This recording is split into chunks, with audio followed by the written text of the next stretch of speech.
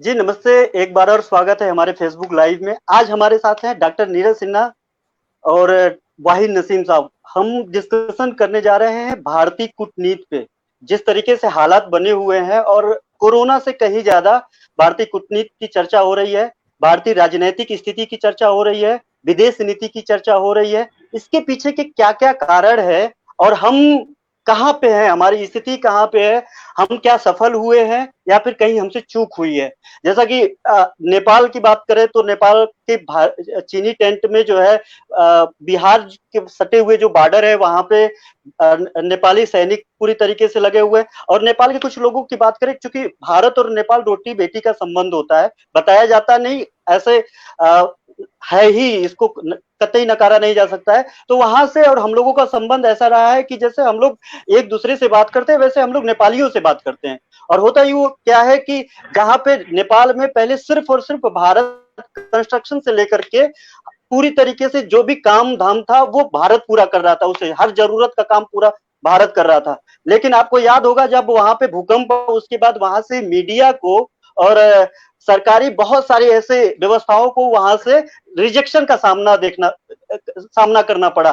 कारण ये था कि वहां पे जिस तरीके से भारतीय मीडिया और भारतीय राजनीतिक पार्टियां जो उस समय यहाँ पे सत्ता में थी और यहाँ की जो स्थिति थी, उनके सामने जब गया तो कहीं ना कहीं वो अपने आप को वो ठगा सा महसूस कर रहे थे। इसके दो कारण थे। इसके दो कारण ये थे कि भारत भी एक देश है, ऐसा कहीं ना कहीं भारतीय मीडिया ये भूल चुकी थी कि भारत के सामने नेपाल भी एक देश है। उसको कहीं ना कहीं अंडर एस्टिमेट करने की कोशिश कर रहे थे और ऐसा दिखा रहे थे कि भारत के ही पल्लों पे जो है नेपाल पल रहा है। कारण ये कारण है, इसका नतीजा ये रहा कि कुछ समय के बाद जो है, कुछ समय के बाद नेपाल के बॉर्डर पे, जो भारत और नेपाल सुनौली बॉर्डर है, वहां पे कम से कम हजारों ट्रकें सामान से भरी पड़ी हुई है। उधर भी इधर भी बैन कर दी गई भारत सरकार से। जो जीने का उनका रास्ता था, जो जरिया था भारत, वो कहीं ना कहीं वहां पे गैप कर दिया गया। गैप करने का नतीजा ये रहा कि नेपाल कहीं ना कहीं वो अपने जीने का रास्ता, सांस लेने का रास्ता खोज लिया। और नतीजा ये है कि आज आंखें फैला करके, आंखें खोल करके भारत के सामने चीन से बड़ा आंखें दिखाने की कोशिश कर रहा है। अब बात करते हैं चीन की। गलवान घाटी को लेकर के बार बार अलग अलग तथ्य सामने आ रहे हैं। पहला तथ्य यह है कि वहां पे हर जो कुछ भी हुआ इंटरनेशनल मीडिया में जो कुछ आया, पहले भारत सरकार उसे नकारती रही, पूरी तरीके से सिरे से खारिज करती रही। और उसके बाद क्या हुआ कि उसके बाद धीरे धीरे वो बात मानी और बताई कि जितना नुकसान भारत का हुआ है, अगर 20 सैनिक भारत में मरे हैं, शहीद हुए हैं, माफ करिएगा मोदी जी की भाषा बोल दिया मैंने, जितने भारतीय सैनिक शहीद हुए हैं उससे कहीं ज्यादा वहां नुकसान हुआ है। लेकिन हाय तौबा, सिर्फ भारत में मचा हुआ है, चीन में क्यों नहीं मचा हुआ है, ये भी एक सवाल है। तीसरी बात अगर भूटान की करें, आसाम के बॉर्डर पे भूटान ने पानी रोक दिया है और वहां के आसामी जो बोल रहे हैं कि हमारी फसलें पूरी तरीके से बर्बाद हो रही है। इन्हीं सब चीजों पे बात करेंगे कि एकाएक जो है कोरोना से बड़ा समस्या कैसे आर पड़ा है और इसके पीछे के क्या क्या कारण है। सर, वाहिद सर, सबसे पहले आपके पास इस सारे चुनौतियों को किस तरीके से देखते हैं आप? देखिए, अगर हम इस चुनौती की बात करें तो ये चुनौती आज नहीं है, इसको तो हम बुला के लाए हैं। तो इससे बात करने का ये है कि कहाँ चूक हुई है, इस पर बात कर सकते हैं। अलबत्ता हमारी जो मौजूदा हुकूमत है वो तो ये नहीं मान रही है कि उनसे कोई हुई है। अलबत् जब ये हमने जब वहां पर एक मधेशियों की तरह का एक लेकर जो बात चली थी, जो नेपाल अपने कानून बदल रहा था इंटरनल, जब हमारा एक प्रेशर था, उस प्रेशर को छटकने के लिए हमने दबाव बनाया, उसे मना किया। हमने कहा अपने जो व्यवस्थाएं हैं वो भी मत बदलिए।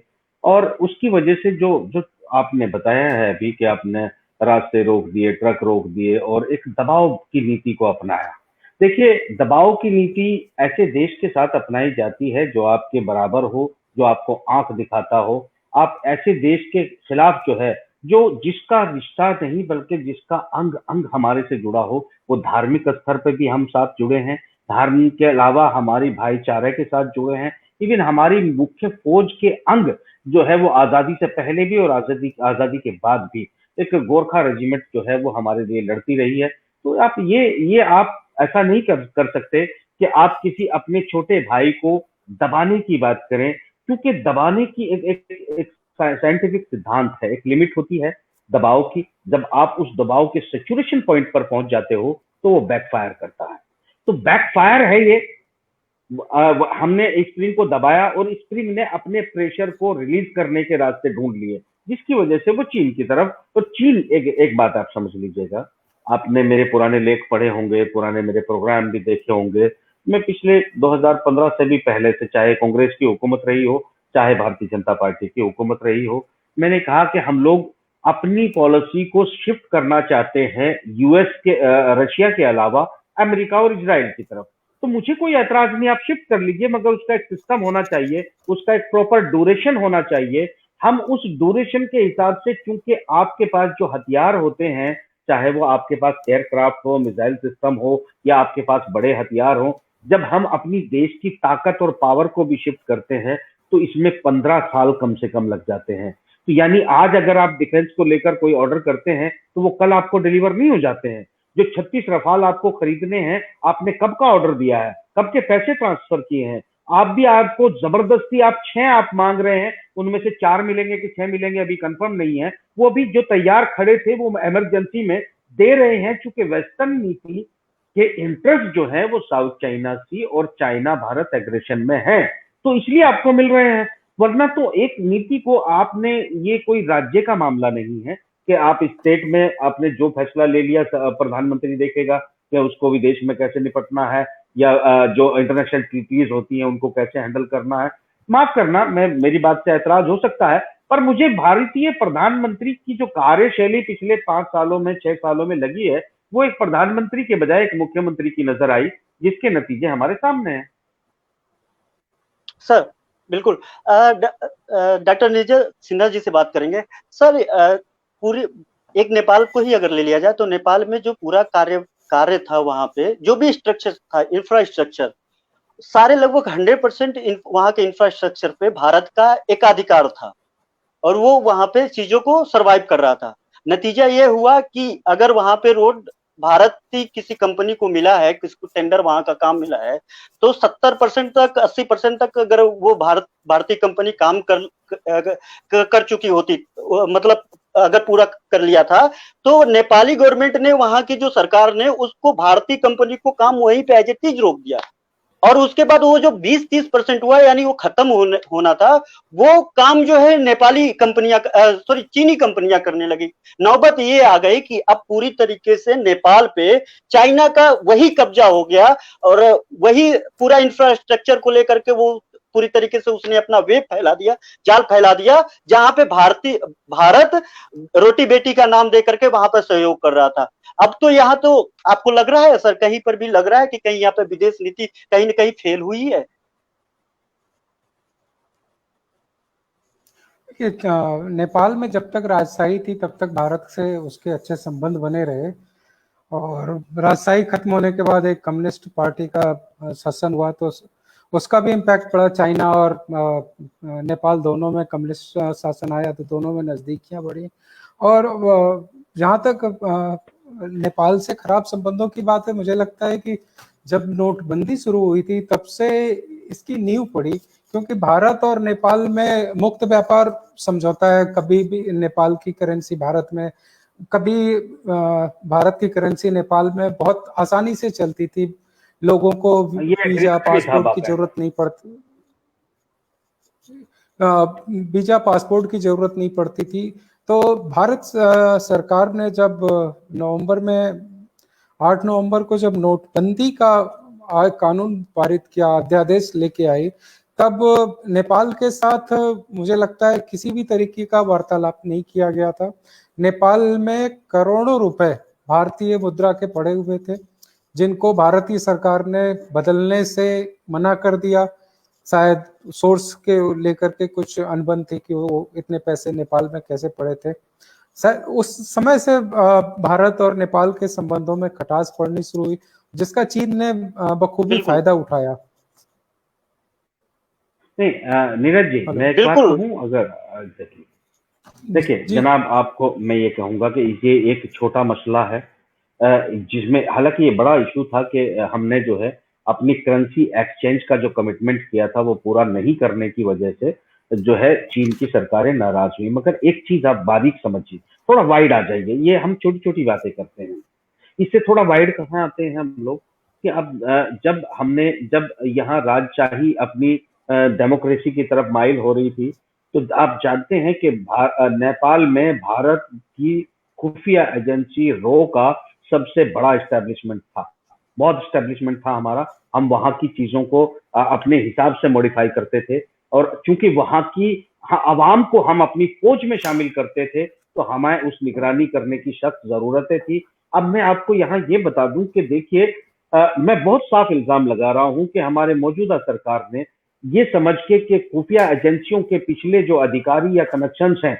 ऐसा ना हो कि वो हमारी जो प्लानिंग है, उस प्लानिंग को जो इंटरनल हम चलाने वाले हैं उसको लीक कर दें। और तमाम अधिकारियों में काफी चेंजेस आए थे, हमने उस पर खबर चलाई थी कि आपने एजेंसियों के अधिकारियों को कुछ इस तरह से बदला कि आपके कनेक्शन कट गए, और एजेंसी इस अंदाज में काम करती है कि वो डायरेक्ट एक अधिकारी से टच नहीं होते, अधिकारी टू अधिकारी टच होते हैं, 4+4 के गेम होते हैं। ये एक ऐसा मामला होता है जिसे मैं अभी नहीं समझा सकता आपको, मगर बता जरूर सकता हूं कि देखिए, ये खिचड़ी पकती रही नेपाल में कि वो हम पर फायर करेगा, गोलियां चलाएगा, सरहदों पर एग्रीशन करेगा और नक्शा पास कर देगा, और हमें कानो कान खबर तक नहीं मिली। हमने इसके लिए कोई कदम नहीं उठाया।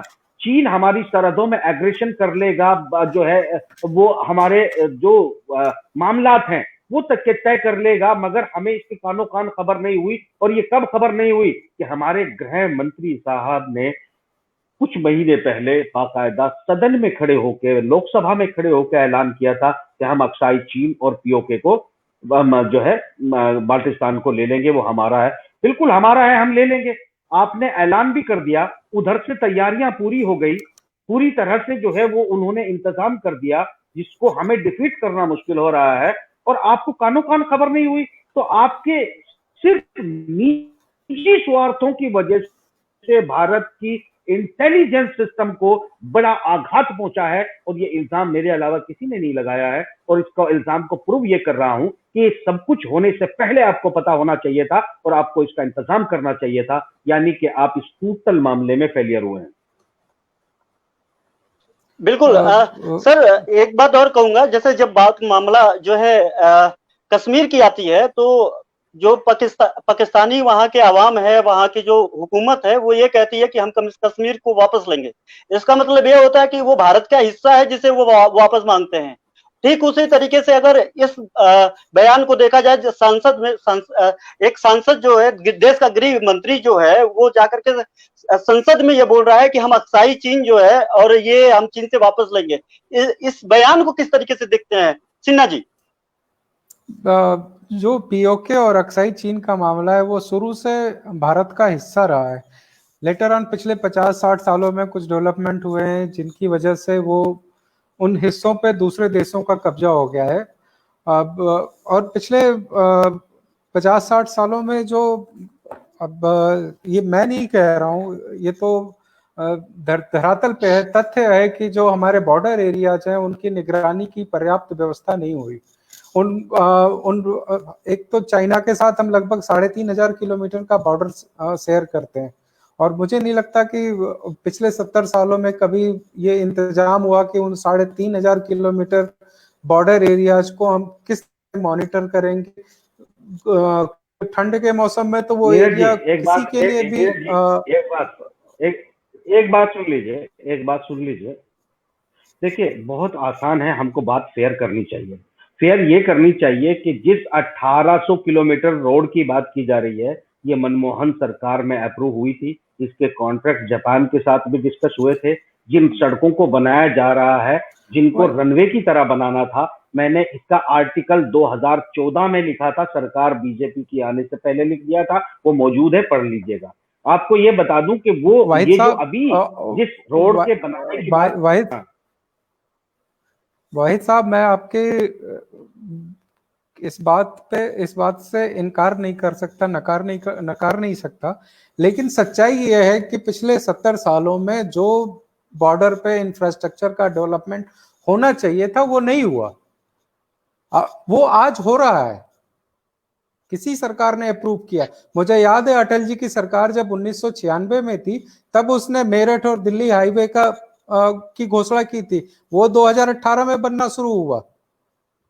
आप इन चीजों को, तथ्यों को नहीं नकार सकते हैं। चाइना बॉर्डर पे रीच पहुंच बढ़ाने के लिए, हमारे साजो सामान पहुंचने के लिए, सैनिकों को पहुंचने के लिए जिस रास्तों की जरूरत थी, हम वो अनरीचेबल जगह है जहां पे हेलीकॉप्टर जाना भी संभव नहीं है हाँ कुछ हाँ मौसम सर, में। लेकिन वो गलवान जो एरिया है, वो जो एरिया है वहां पे, उस वो पूरे की पूरी अगर वो बहुत बड़ा, बहुत ब्रॉड जगह है। तो अगर मान लीजिए इतनी ब्रॉड जगह में कुछ दूर तक आप करते हैं और उधर से वो लोग धावा बोल रहे हैं। कांग्रेस के पी चिदम्बरम साहब ने 2 ट्वीट किया उन्होंने। एक 23 जून के पहले का ट्वीट किया, ये 23 जून के बाद का, जुलाई के बाद का। 1 महीना बाद वो बता रहे हैं कि वहां पे कंस्ट्रक्शन, यानी चीन जो है कंस्ट्रक्शन वहां पे कंटिन्यू कर रहा है, वहां पे बना रहा है, लगातार बना रहा है। तो ये बताइए कि अगर वो, जब वो भी तो बना रहा है, वो भी तो वही कर रहा है, हम लोग कहाँ पे हैं? चाइना में आपको इन चीजों को समझना होगा घनश्याम जी की चाइना में जो शासन है वो पिछले काफी लंबे समय से एक पार्टी का शासन है। वो अपने हिसाब से चीजों को बोल्ड करता है, उनके डिसीजन को कोई चैलेंज करने वाला नहीं है, उनका विरोध करने वाला कोई नहीं है। उन्होंने भारत और चाइना बॉर्डर को जो आपका पाकिस्तान से जो कनेक्ट करता है, उसको उन लोगों ने काफी पहले से सोच विचार करके डेवलप करना शुरू किया और उसको लगभग पूरा कर लिया है। भारत का उस इलाके में ज्यादा इंटरफेरेंस कभी नहीं रहा। अब पहली बार पिछले 5-7 सालों में इस चीज को के महत्व को समझा गया है और उस पर काम किया जा रहा है। अभी आपने पिछले 4-5 दिन पहले पिथौरागढ़ में कोई पुल टूटा था, बीआरओ ने 5 दिन में उसको कंप्लीट किया है, क्योंकि रणनीतिक महत्व को भी समझा जा रहा है उन चीजों के। और भारत पिछले 6-7-10 सालों से जो भी काम कर रहा है उसको भी इस चीज की समझ है। जैसे वाहिद साहब ने कहा कि इन चीजों को करने में 15 से 18 साल, 20 साल तक लगते हैं आपको एक परिवर्तन दिखने में। पिछले 7 साल 8 साल से जो भी काम देखिए, बॉर्डर पे हो रहे हैं, आप उनको नकार नहीं सकते हैं। डोकलाम लेकिन सर ये पड़ोसी, ये बॉर्डर, ये मसला एक दो गांव का, दो अब शहर नीरज जी, का, दो छोटे जगह का नहीं है। ये दो देश का, दो देश की लड़ाई है। क्या इस लड़ाई में ऐसा है कि हम 18 साल लग रहा है, या फिर 18 महीना लग रहा है, या 18 हफ्ते लग रहे हैं? तब तक वो, उसके पास इंफ्रास्ट्रक्चर ज्यादा है, उसके पास ये सब करने की क्षमता ज्यादा है। तो घनश्याम क्या वो घनश्याम बढ़ते रुकिए आए, रुकिए हमारे रुकिए, हलक तक चला घनश्याम है, रुकिए, और हम जो है। रुको, जी ठहरो ठहरो ठहरो, गुस्सा मत करिए, मेरी बात सुनिए। मैं नीरज जी को जवाब देता हूँ। और मैंने कहा कि हमें भारत के बिल्कुल। हितों को और भारत की जनता के हितों को सर्वोपरि रखना है। आपने मेरे लेख आर्टिकल पढ़े होंगे जो मैंने आज नहीं लिखे हैं, 2016, 2015, 2017 में लिखे हैं, और जिनमें मैंने बाकायदा ये बिल्कुल। निशानदेही की है कि हम आने वाले दिनों में चीन के साथ भिड़ेंगे। तो अगर मैं ये बात विश्लेषण करके बता रहा था, तो ये जो कंस्ट्रक्शन की बातें हैं, आज निर्माण की बातें हैं, ये आज की हैं। मैं आपको ये बात प्रधानमंत्री बनने के 1 महीने के अंदर मेरे आर्टिकल जाके पढ़ लीजिए, क्योंकि उस वक्त की जो कूटनीतिक चालें थी, मैं उनको समझकर एक विश्लेषण बता रहा था। वजह क्या थी कि पेंटागन, अमेरिका का जो इदारा है, वो बाकायदा एक ऐलान करता है कि हमें चाइना को रोकने के लिए, उसके विस्तार को, उसके बिजनेस, उसके कारोबार को रोकने के लिए भारत की जरूरत पड़ेगी। और भारत की जरूरत, जो पाकिस्तान के साथ वो सीपैक बनाएगा, उसमें हमें उसकी जरूरत पड़ेगी रोकने के लिए। उसके बाद साउथ चाइना सी में जहां पर गहरे इंटरेस्ट अमेरिका के हैं, वो फिलीपाइंस है, ताइवान है, जापान है, ये जो ओशियान के देश हैं, यहाँ पर अपनी मौजूदगी बनाए रखने के लिए, साउथ चाइना सी में टकराने के लिए भी भारत, क्योंकि एक शक्तिशाली देश है, क्योंकि ये एक 5 साल में नहीं बना है। आपके एयरक्राफ्ट करियर 5 साल में एक भी नहीं आया है, आपकी पनडुब्बी 5 साल में एक भी नहीं आई है, आपके जो बेसिकली जितने बड़े हथियार हैं या मिसाइल है, उनमें 5 साल में एक भी नहीं बना है, सब पहले ही बन चुके हैं। तो बेसिकली मगर इन इस्तेमाल करने के लिए साउथ चाइना सी में अमेरिका के हम स्ट्रेटेजिक पार्टनर हैं, जिसका नाम है क्वाड कोर। क्वाड कोर में जापान है, ऑस्ट्रेलिया है, भारत है और अमेरिका है। ये स्ट्रैटेजी है चाइना को रोकने की। मुझे ऐतराज नहीं है, हमें चाइना को रोकना चाहिए। किसी भी ताकत को जो हमसे आगे बढ़ रही हो, हम उसको रोक सकते हैं।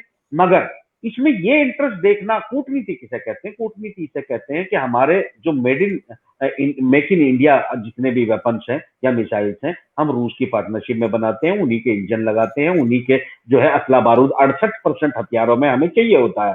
तो ऐसे हालात में पहले हम इजराइल और अमेरिका से उन जहाजों को, मिसाइलों को, एयर डिफेंस सिस्टम को पहले हासिल करें, उसके बाद इनका साथ देने की बात करें।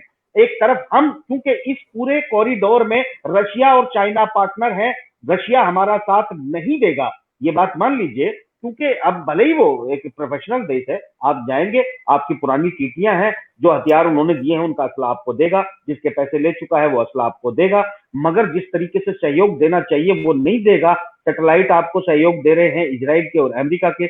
आज तक हमारा एस्टेब्लिशमेंट था किसके साथ? 65 की लड़ाई में हमारे साथ कौन खड़ा था?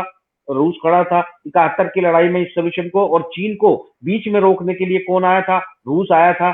पाकिस्तान को बचाने के लिए अमेरिका का 7वां बेड़ा बंगाल की खाड़ी में आता आता रह गया, क्योंकि उसे रूस ने रोक दिया। तो आज रूस एक ऐसी ताकत है, सिर्फ आज ये माफ करना, ये जो अपना चुटर पुटर मीडिया है ना, मैं इसको खटमल मीडिया कहता हूँ, माफ करना, ये कौन है ये दब्बे डुब्बे भारत में चलाते हैं, ये किसी काम के है नहीं, झूठ बोलने के अलावा इन्हें कुछ आता नहीं है। आप ये समझ लीजिएगा जनाब कि बेसिकली जो आज की तारीख में फिलहाल जो सिचुएशन हो रही है, वो सिचुएशन अंतरराष्ट्रीय लेवल पर बड़ी स्थिति खराब है और हम मोहरा बन रहे हैं, इससे आप इनकार नहीं कर सकते। जो भारत के हित में नहीं है, हमें अपना व्यापार देखना है, अपनी ताकत अपने हितों के साथ देखनी है। हम जो है एक ऐसी स्थिति में फंसते जा रहे हैं जिस स्थिति से निकलना हमारे लिए मुश्किल हो जाएगा। सिर्फ टेलीविजन पे बोलने से कुछ होने वाला नहीं है, हमें जमीनी हकीकत को भी समझना चाहिए। और मैं पिछले 5 साल से लगातार रोकने में लगा रहा हूं, भाई आप करिए, मुझे कोई एतराज नहीं है, मगर एक मजबूत कोalition के साथ करिए, आधा अधूरा मत करिए। ये वही अमेरिका है जो अभी अभी सीरिया से भागा है, ये अभी अभी अफगानिस्तान से भागा है, इसको रूस ने और चीन ने ही भगाया है।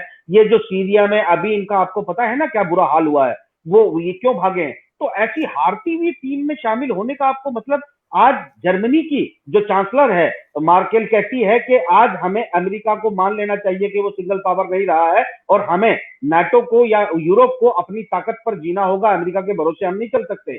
तो आज यूरोप, पूरी दुनिया अमेरिका से कट रही है। ऐसे डूबते हुए जहाज में, माफ करना नीरज जी, लिख के नोट कर लीजिए कागज पे, जेब में रख लीजिए, आने वाले 5 साल में अमेरिका के 50 टुकड़े हो जाएंगे। आप ऐसे जहाज पे सवार हो रहे हो जिसकी खुद की जड़ें खोखली हो चुकी है। ऐसी सूरत हाल में आप, मैं अपने देश को धोखा नहीं दे सकता। आप देना चाहे तो शौक से दीजिए। वाहिद साहब। सिन्हा जी।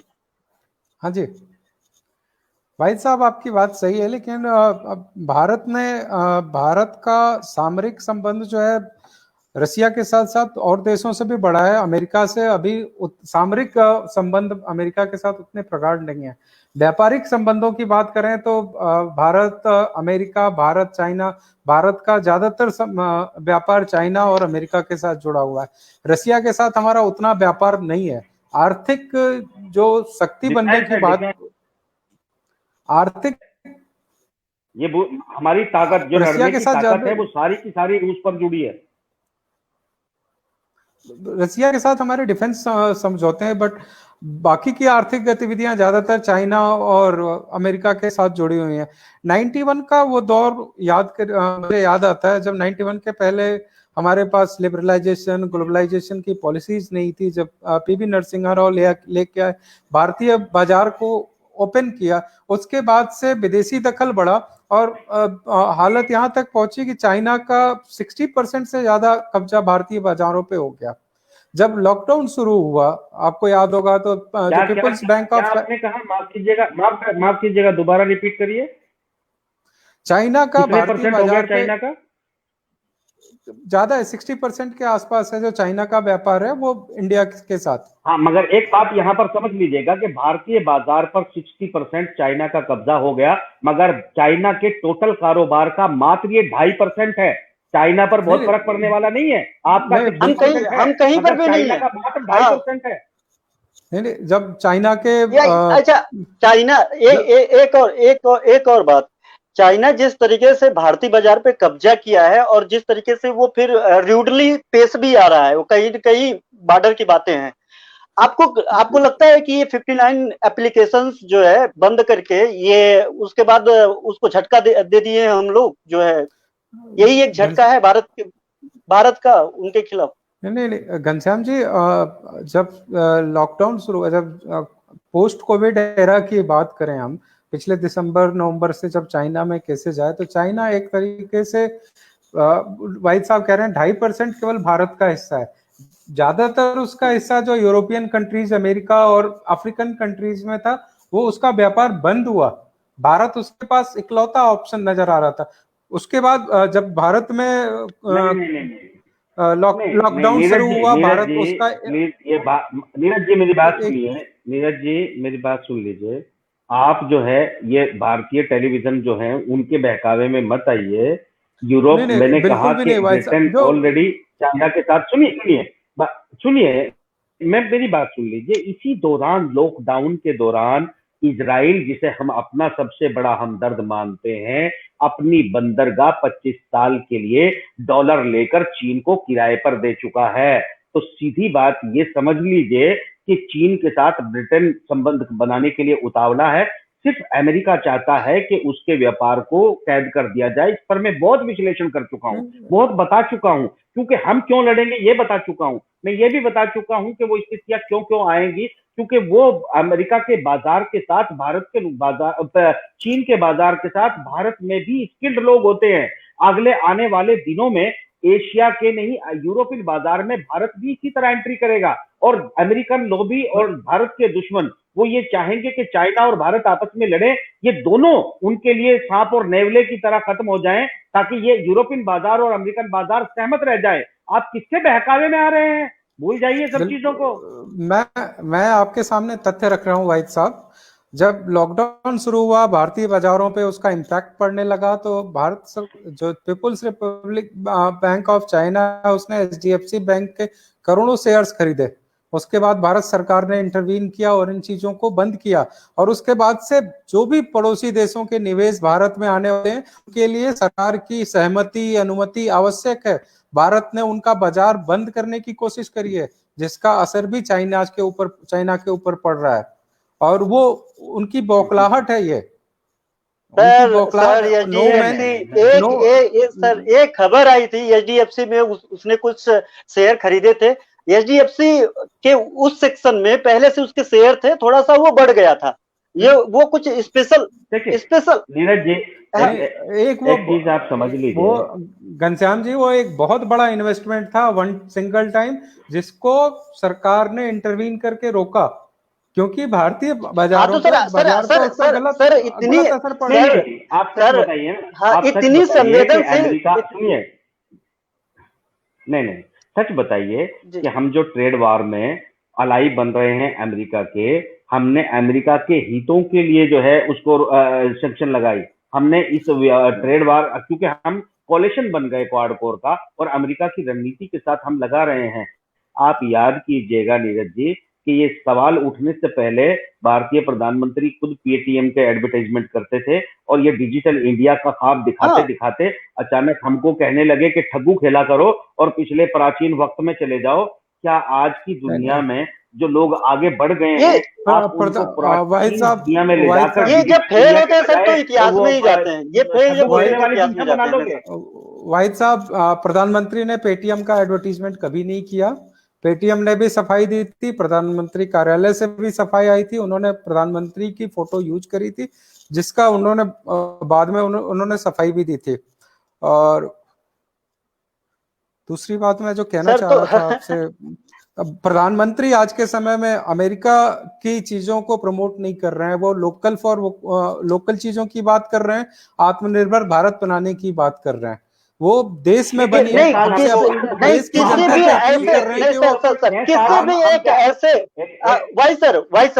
किसी भी एक अगर लोकल वोकल की बात कर रहे हैं तो देश के प्रधानमंत्री कोई एक ऐसा टॉपिक बता दीजिए, एक ऐसा तथ्य बता दीजिए जिससे इकोनॉमिक फायदा भारत को पहुंचे चीन के खिलाफ।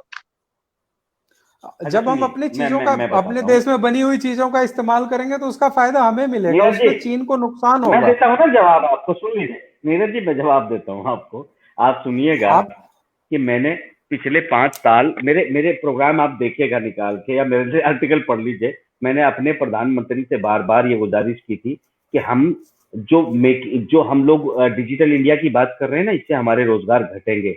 आप कुटीर उद्योग बनाइए, आप लघु उद्योग लगाइए, गांव गांव तक रोजगार बनाइए, गांधी के भारत को जिंदा कीजिए, देश खुशहाल हो जाएगा। मगर भारत आज 5 साल 5.5 साल तक हमारे प्रधानमंत्री digital India, make in India, digital India के अलावा इन्होंने ये रटी नहीं छोड़ी। और अचानक जो है वो कहने लगे कि जो है सिर्फ हम मेक इन इंडिया पर और हम सिर्फ कुटीर उद्योग, लघु उद्योग पर जाएंगे। मैं तो 6 साल से यही बात कह रहा था। मगर माफ कीजिएगा, मैं यहाँ पर एक इल्जाम लगा रहा हूँ कि आप भारतीय जनता पार्टी के लोग क्या अब इस देश को एक प्राइवेट फर्म बना चुके हैं? मैं इससे पहले ये कहा करता था कि जो भारतीय पॉलिटिक्स में जितनी भी, चाहे वो कांग्रेस हो, समाजवादी, बसपा, सपा, भारतीय जनता पार्टी, जो भी पार्टी हो, ये प्राइवेट लिमिटेड कंपनियों और पब्लिक लिमिटेड कंपनियों की तरह काम करती हैं और टिकट को एक शेयर होल्डर की तरह स्टेक करती हैं, और उसके बाद अपनी मनमर्जी की बात सीईओ जो है बिहेव करता है। ये लोकतंत्र का एक अजीब सा मजाक उड़ाया जा रहा है। मगर आज की सूरत तो ये हो गई है जनाब, आपकी ये प्राइवेट फर्म हो गया।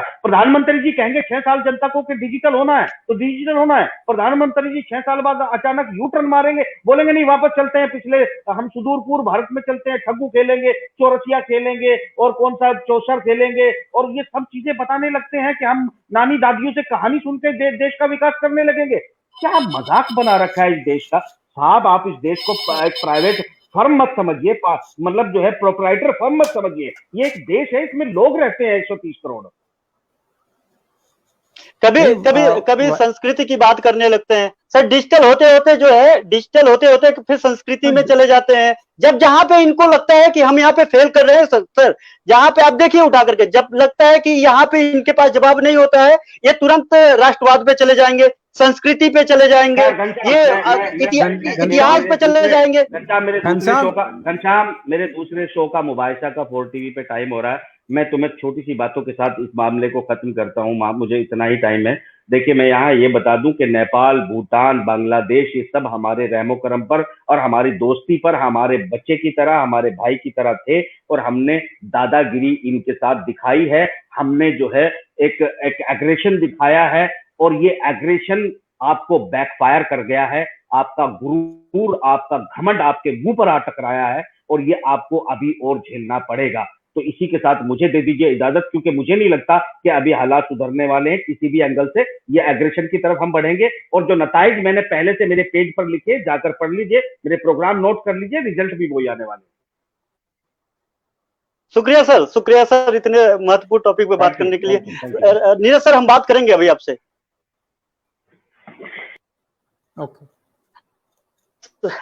सर, उनका दरअसल वो अपने चैनल पे जो है, एक चैनल पे वो मैनेजिंग एडिटर है, तो वहां पे उनका शो आता है, तो उस शो के लिए वो चूंकि व्यस्त थे, इसीलिए थोड़ा सा टाइमिंग का वो रहा। बात वही है सर, कब तक हम लोग वास्तव यूनिवर्सिटी और जो ऊपर की परत पे जाते रहेंगे? जाना तो हमें न्यू में पड़ेगा, नहीं तो हम कभी कैंसर को मात नहीं दे सकते। अगर बीमारी का ही पता नहीं लग पाएगा तो हम कैसे किसी चीज को। देखिए, सरकार व्हाट्सएप यूनिवर्सिटी से नहीं चलती है, सरकार अपने नीति नियम सिद्धांतों से चलती है। मोदी सरकार तो जब पहली बार आई थी तब भी उसने पड़ोसी देशों से संबंध मजबूत करने की बात थी। आपको याद होगा जब मोदी को शपथ लेना था तो उन्होंने अपने सारे पड़ोसी देशों के राष्ट्राध्यक्षों को आमंत्रित किया था। सर, आमंत्रण, निमंत्रण, आना जाना, मेहमान नवाजी, सर ये कूटनीति से बहुत अलग होती है। ठीक है सर। और एक सवाल मैं पूछूंगा सर, नेपाल को तो भारत का लगभग अभिन्न हिस्सा जैसा था, ये बात मानते हैं? कहीं कुछ भी तो बदला वहां से यहाँ से महसूस तो भी नहीं होता था। ऐसे लगता था कि हम एक जिले से दूसरे जिले में जा रहे हैं, एक प्रदेश से दूसरे प्रदेश में जा रहे हैं। अभी जो स्थिति है, घर जैसा था। अभी जो स्थिति है, अगर नेपाली जो वहां पे सांसद हैं, वहां के जो लीडर हैं, यहाँ तक कि सिर्फ आप बात कर रहे हैं कि वहां पे जो है लेफ्टिस्ट है, इसलिए ऐसी नौबत आई है वहां पे। लेफ्टिस्ट केवल लेफ्टिस्ट नहीं है, लेफ्टिस्ट सत्ता में है इस समय। चाइना, हाँ वही लेफ्टिस्ट सत्ता में, वही लेफ्टिस्ट सत्ता की उसी की बात कर रहे हैं सर। अगर लेफ्टिस्ट सत्ता में तो वहां के जो मधेसी हैं, जो हिंदुस्तानी अपने आप को कहीं ना कहीं मानते हैं, वो मानते हैं कि हम हिंदुस्तानी हैं, वहां पे वो लोग ट्रोल होते हैं, वहां पे वो विरोध, उनके खिलाफ विरोध होता है कि तुम लोग हिंदुस्तानी हो। अगर इस तरीके से जब मसला होता है, बिल्कुल उनका भाषण देखिए, सुनिए सर, उनके ब्लॉग्स पढ़िए सर, उनको देखिए, वो कह रहे हैं कि हम भारत के सामने चीख चीख करके कहते रहे कि हमारी नोटबंदी के समय में हमको हमको अच्छा ये बताइए, भारत की करेंसी वो लोग चला रहे थे, तो ये भारत उस पर एहसान कर रहा था कि वो भारत पे एहसान कर रहे थे? करेंसी की जिम्मेदारी अगर भारत की करेंसी है, तो भारत की जिम्मेदारी बनती थी कि नहीं बनती थी नोटबंदी के बाद कि उसको मामले को साट करे जो है? बिल्कुल, उस समय भारत से ही यहाँ वो पर चूक हुई है, मुझे लगता है, क्योंकि यहाँ भारत यहाँ पर भी, हाँ, नेपाली यहाँ पर भी व्यवसायियों कहीं के ना कहीं पास, बड़ा फेल्यूलर।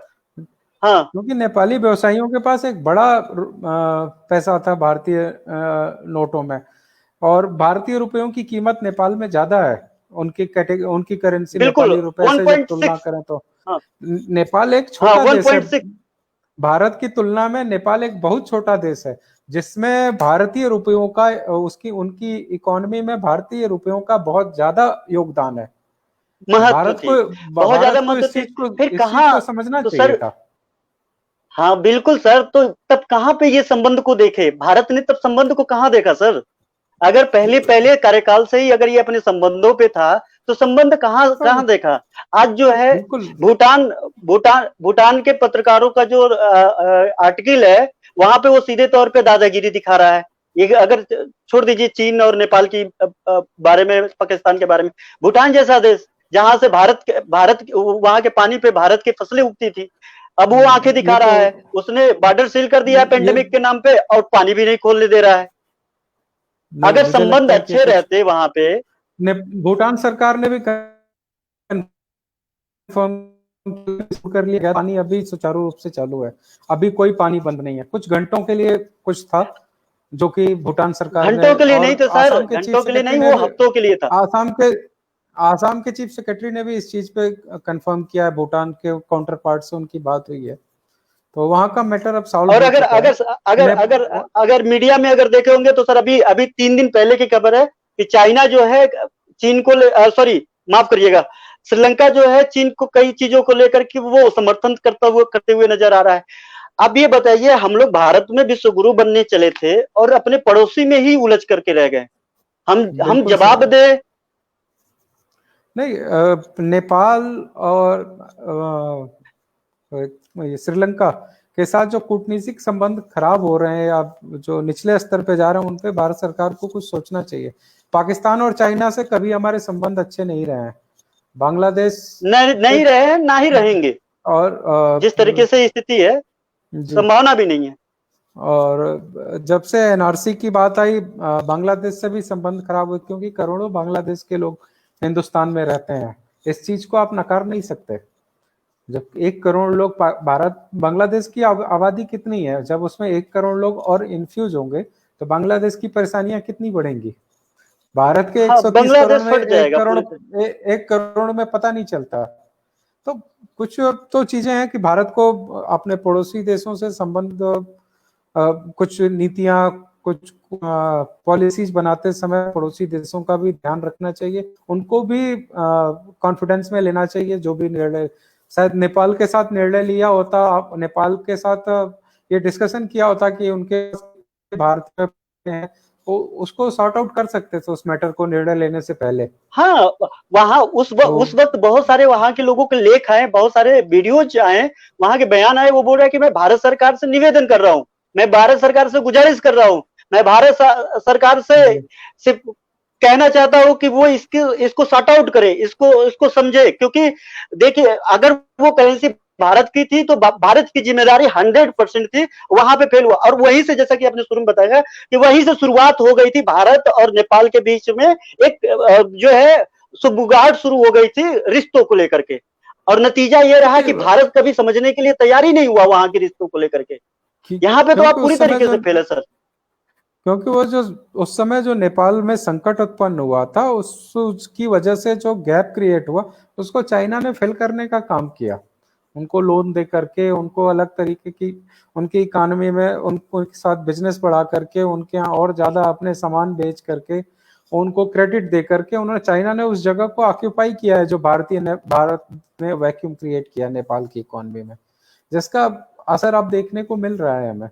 अब हालत यह है कि हाँ चाइना, वही, जब वहां पे सर, जब वहां पे भूकंप आया था तो भारतीय मीडिया और भारतीय जो पॉलिटिशियंस थे, यहाँ के जो लोग थे, उसको वो पोस्टर पोस्टर चिपका रहे थे, पोस्टर पे वो सारी चीजें ला करके रख दिए थे।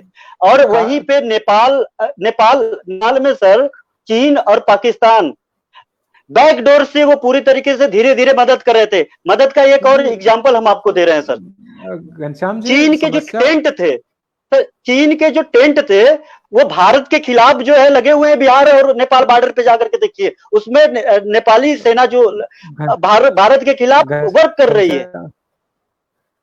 वो उसी वक्त का जो भूकंप आया तो प्रधानमंत्री मोदी कुछ ज्यादा ही एक्साइटेड हो गए नेपाल को सपोर्ट करने के बारे में। उन्होंने नेपाल का सपोर्ट किया भी, लेकिन कुछ दिनों के बाद नेपाल में ये महसूस होने लगा कि प्रधानमंत्री मोदी तो ड्राइविंग सीट पे है, वहां पे सब कुछ भारत कर रहा है, नेपाल के लोगों की मदद पूरी तरीके से भारत कर रहा है, वहां पे नेपाल सरकार का अस्तित्व ही नहीं है।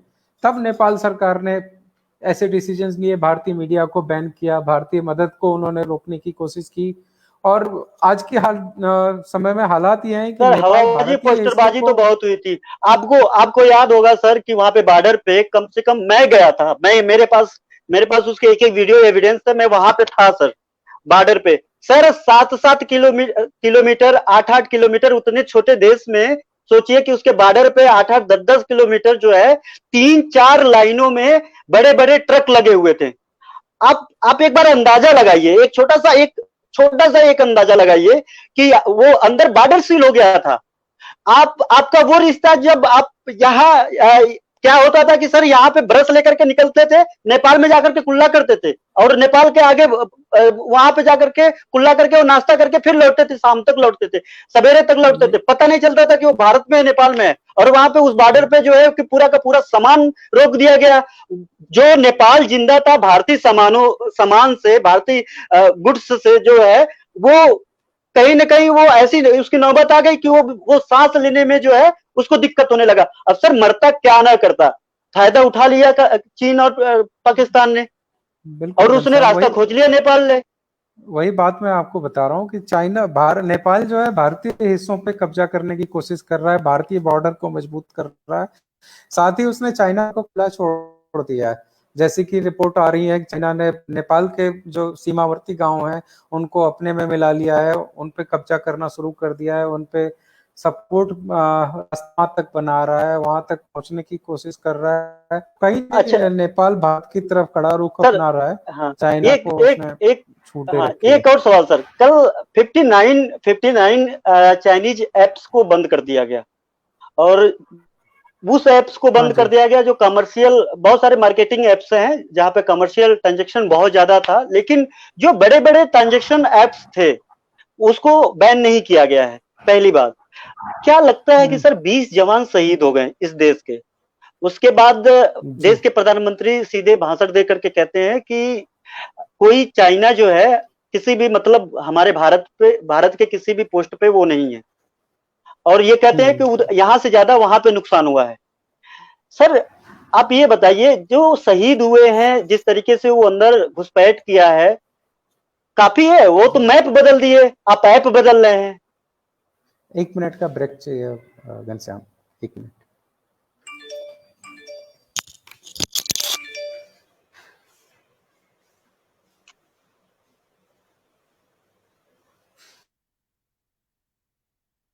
सर किसी कारण बस जो है हमको लग रहा है कि कोई बात वही है कि इतने दिनों में जो है, इतने दिनों में अगर कूटनीति में, राजनीति में तो आप सक्सेस हो गए, पहले बार से दूसरी बार में आप सत्ता में आ गए, और पहले से ज्यादा स्थिति, भले सीटें कम मिली है लेकिन स्थिति पहले से ज्यादा रही है। एक बार सरकार बनने के बाद जब आप काम नहीं करते हैं, या फिर जब आप जनता के अनुरूप काम नहीं करते हैं, तो कहीं ना कहीं आपका विरोध बढ़ जाता है। विरोध बढ़ने के बाद आप सीधे, आपका ग्राफ जो है ना 20 से जो है सीधे उल्टा यू पे आ जाते हैं आप। लेकिन उसके बावजूद सर आपको अनम्यूट करूंगा, बिल्कुल। उसके बावजूद जो है भारतीय जनता पार्टी दोबारा सत्ता में आई, लेकिन जब देश में राजनीति में तो सफल हो गए, कूटनीति में ये जो है घसीटे मार रहे हैं और कह रहे हैं कि भारत जो है विश्व गुरु बनेगा। सर आप अपना बात पूरा करिएगा। नहीं, कूटनीतिक मोर्चों पे तो कई मोदी सरकार पड़ोसियों से अच्छे संबंध बनाने में विफल रही है, जैसा कि उसका परिणाम हमें देखने को मिल रहा है, क्योंकि हमने पूरा फोकस यूरोपियन कंट्रीज और अमेरिका पे लगाया। मोदी की ज्यादातर यात्राएं उधर हुई हैं। चाइना से भी उन्होंने अच्छी कोशिश की रिश्ते बढ़ाने की, बट कहीं ना कहीं वो फेल रहे हैं। चाइना के इच्छाओं को, चाइना की रिश्ते ना वो लोग बनाना चाह रहे हैं, रिश्ते ना ये हमारी एक मजबूरी है, क्योंकि 80% मार्केट का मतलब 80% मार्केट, 75% मार्केट का मतलब यहाँ पे 100%। अगर आप एक मोबाइल, एक पेन असेंबल्ड हो रहा है तो पता चल रहा है कि इसका जो है एक रिफिल छोड़ करके जो है पूरा चाइना से आ रहा है। अगर हम ये बना भी रहे हैं तो बिना चाइना के वो पूरा नहीं कर पा रहे। 100% हर चीजों में चाइनीज कुछ न कुछ लगा हुआ है। भारत में इंफ्रास्ट्रक्चर के नाम पे जीरो है। इंफ्रास्ट्रक्चर के नाम पे ये सबमिट करते हैं 4.28 लाख करोड़ का जो है इन्वेस्टर समिट में एमओयू साइन करते हैं।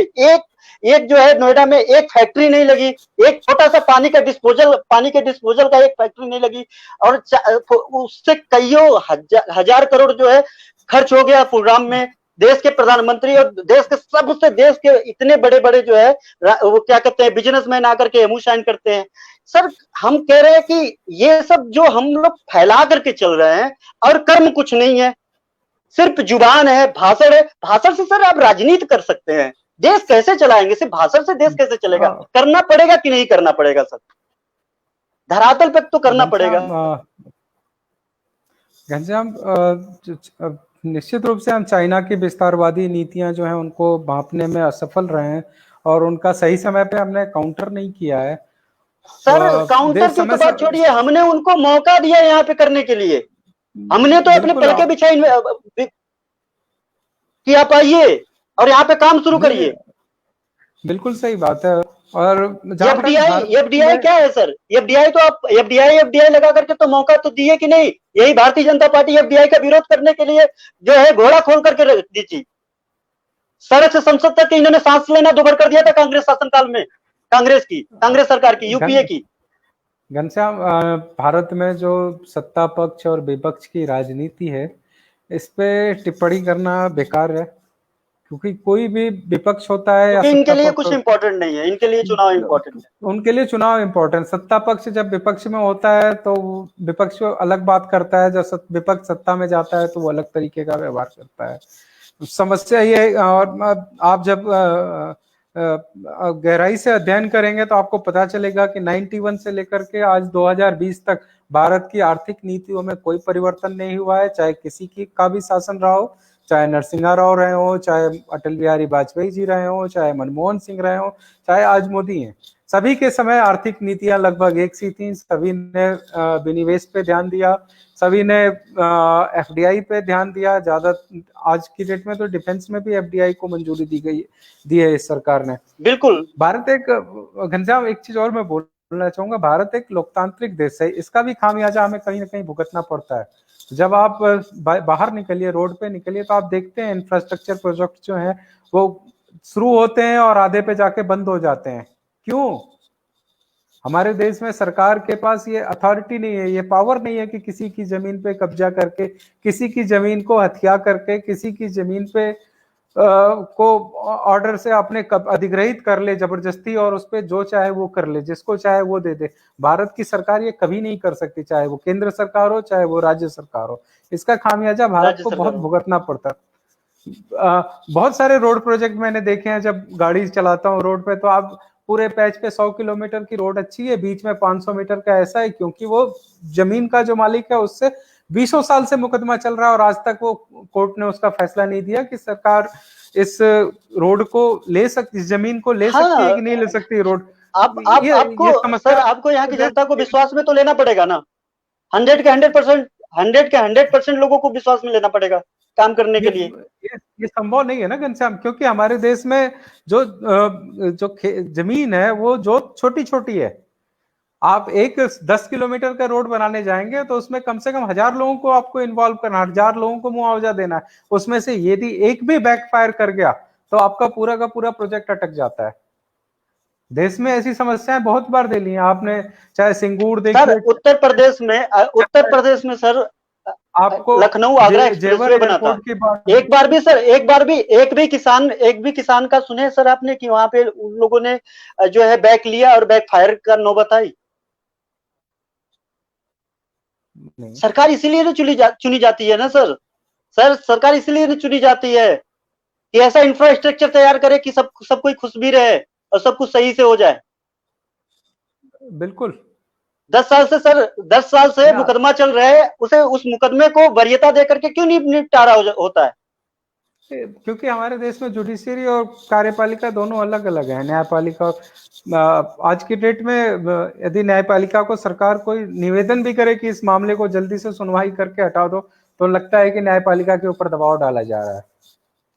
आप इन तथ्यों से नकार नहीं सकते। आपको पता, आपको याद होगा कि जब राम मंदिर का फैसला आया तो सभी लोगों ने कहा सरकार ने दबाव डाल के ये अपने पक्ष में फैसला सुनवाया। तो आप इन चीजों को आप नकार नहीं सकते। तो कुछ तो हाँ सर, हम लोग जो है बॉर्डर से चर्चा करते करते करते करते उत्तर प्रदेश के एक एक्सप्रेसवे पे टिक गए।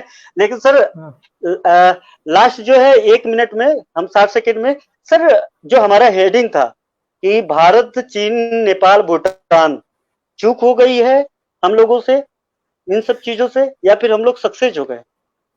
नहीं, चर्चा के दौरान कई बार आपसे मैंने घनश्याम बताया कि भारत की कूटनीतिक स्तर पर ये फेल्योर है, जो कि पड़ोसी देशों की के साथ संबंध अच्छा नहीं रख पाया, और साथ ही साथ उनकी जो आंतरिक मामले हैं, आंतरिक नीतियां हैं उन देशों की, उनमें वो सही से हमारी जो इंटेलिजेंस एजेंसी हैं उन पे नजर नहीं रख पाई। वो देश क्या कर रहे हैं, क्या निर्णय लेने जा रहे हैं, इसकी खबर हमारे दिल्ली तक नहीं पहुंची, जो कि खुफिया एजेंसियों का काम था। उनको और अच्छे तरीके से करना चाहिए। किसी न किसी की जवाबदेही तो बनती है, सरकार को स्पष्ट करना चाहिए इस बारे में। शुक्रिया सर जुड़ने के लिए, इतना इंपॉर्टेंट। फिर कभी किसी मुद्दे पे हम आपसे बात करने की कोशिश करेंगे और अपने लोगों को और लोगों को आपकी बातें सुनवाने की कोशिश करेंगे। हमारे साथ है डॉक्टर नीरज सिन्हा जी, जो दिल्ली से जुड़े हुए थे, और दूसरे वाही नसीम सर। वाही नसीम सर का जो है, उनके साथ हमने मीडिया में काफी दिन तक काम किया, उस चैनल में काम किया है। अब मैं कहीं और हूँ और वो अनवरत उस चैनल में बने हुए हैं। मैंने उनके साथ काम किया, देखा कि वो जो पहले लगभग 7 साल 8 साल पहले की जो वो अपनी टिप्पणियां लिखे हैं, अपनी पोस्ट नोट्स लिखे हैं, वो कहीं ना कहीं अब दोहराई जा रही हैं, वो हो रही हैं। कारण क्या था कि जब राजनीतिक और कूटनीतिक मामलों में जब पहले से ये दूरदर्शिता, उनको देखने का नजरिया तो अब वही जानेंगे, लेकिन वो जो नजरिया उन्होंने 7 साल 6 साल पहले देखा था, 4 साल पहले देखा था, अब वो इस वक्त दोहराए जा रहे हैं। बावजूद जो है भारतीय जनता पार्टी की सरकार, चाहे वो कांग्रेस की सरकार रही हो, यूपीए रही हो या एनडीए रही हो, कभी इन लोगों ने उस स्तर पे बिल्कुल नहीं सोचा जिस स्तर पे भारत के पड़ोसी देशों ने सोचा। नतीजा ये रहा कि तीनों तरफ, चारों तरफ लोग आंख फैला करके, आंख घूर करके दिखा रहे हैं, और हमारी स्थिति यह है कि हम अपने देश में सफाई देते फिर रहे हैं कि हम सही हैं। और जब हम बताते हैं कि अब हम सही हैं और हम बहुत अच्छे से हैं, हमारे ऊपर कोई ऐसी दबाव नहीं है, न चाइना का, न नेपाल का, न भूटान का, न जो अफगानिस्तान का, बांग्लादेश का, तो उसको भी जो है, उसको भी कैश कर लेती है जो है चाइनीज सरकार। वो कहती है कि हमने तो कब्जा ही नहीं किया। एक देश के प्रधानमंत्री साफ तौर सीधे कह रहे हैं कि कोई चाइनीज सेना, चाइना भारत के किसी भी हिस्से पे कब्जा नहीं किया है, और ये भी बात कर रहे हैं कि गलवान घाटी पे चढ़ गए हैं। इसका क्या मतलब है? क्या भारतीय सेना जो जाकर के चीन के जो है बॉर्डर पे कब्जा कर रही थी, चीन पे कब्जा कर रही थी? अगर चाइना भारत पे नहीं, भारत के ऊपर, भारत के बॉर्डर पे आकर के भारतीय सीमा में नहीं घुसे, तो क्या भारतीय सेना जो है चाइना से सीमा में घुसे? अगर नहीं घुसे, अगर ये तो भिड़ंत कैसे हुई? हमारे 20 जवान शहीद कैसे हो गए? वो संतोष बाबू जो इतने तेज थे, वो शहीद कैसे हुए? उसका फोटो लगा लेने से और जो है उनके परिवार वालों को जो है कुछ पैसे दे देने से समस्या हल नहीं हो जाएगा। हम तो खुश हो लेंगे, आप भी खुश हो लेंगे कि उन्होंने देश पे जान दे दी, क्योंकि ऐसे ऐसे नेता हैं जो ऐसे बयान देते हैं, कहते हैं कि सेना है तो मरेगा ही। जब ऐसे नेता हो जिनको हम चुन करके संसद भेजेंगे, और ऐसे देश के गृह मंत्री हो जो पूरे संसद में ये कह रहे हो कि हम अक्साई चीन को वापस ले लेंगे, मतलब, और सीधे संसद में ये बात बोलते हो, जहां की बातों को लेकर के जब बातों पूरा देश चलता है, जिसको कानून वहां का एक एक अल्फाज कानून होता है, संसद का एक एक अल्फाज कानून होता है, और अगर वहां यहाँ के गृह मंत्री अगर वो बात बोलते हैं कि वापस लेना है, मतलब उसके कब्जे में है, उसका है। और ये दूसरे तरफ देश के प्रधानमंत्री ये बोलते हैं कि जो है कि वो उन्होंने हमारे यहाँ कब्जा ही नहीं किया है। वो कह रहे हैं हमने कब्जा बिल्कुल नहीं किया, ये गलवान घाटी मेरा है, तभी तो हमने कब्जा नहीं किया है। सोचिए ये कितने जिम्मेदार लोग हैं, क्योंकि ये चुनाव है बिहार में, यहाँ पे चुनाव, एक तो इतने प्रदेश है और इतने तरीके के चुनाव यहाँ पे होते हैं।